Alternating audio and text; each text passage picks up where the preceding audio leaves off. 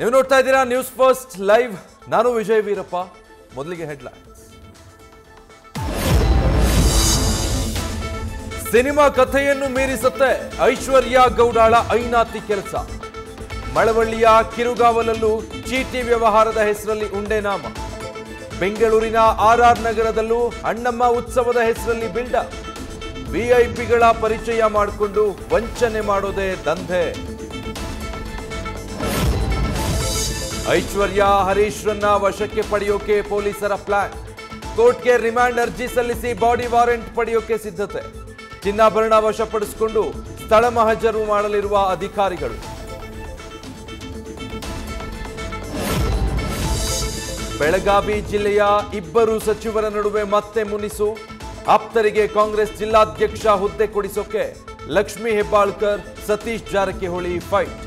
ಯಾರಿಗೆ ಪಟ್ಟ ಒಲಿಯುತ್ತೆ ಅನ್ನೋದು ಕುತೂಹಲ.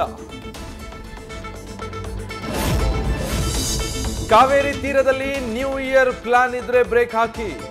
ನದಿ ತೀರದಲ್ಲಿ ಡಿಸೆಂಬರ್ 31ರಿಂದ ಜನವರಿ 1ರ ರಾತ್ರಿ 8 ಗಂಟೆವರೆಗೂ ನಿಷೇಧಾಜ್ಞೆ.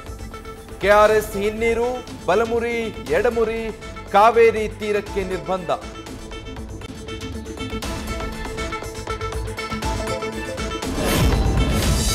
ಟೆಲಿಗ್ರಾಂನಲ್ಲಿ ಆನ್ಲೈನ್ ಟಾಸ್ಕ್ ಜಾಬ್ಗೆ ಹಣ ಹೂಡಿಕೆ.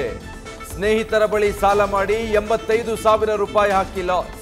ಆತ್ಮಹತ್ಯೆಗೆ ಶರಣಾದ ಮಂಗಳೂರಿನ 23 ವರ್ಷದ ಸೂರ್ಯ. ನ್ಯೂಸ್ ಫಸ್ಟ್ ನಿರ್ಭೀತಿಯಿಂದ ನಿಮ್ಮ ಪರವಾಗಿ.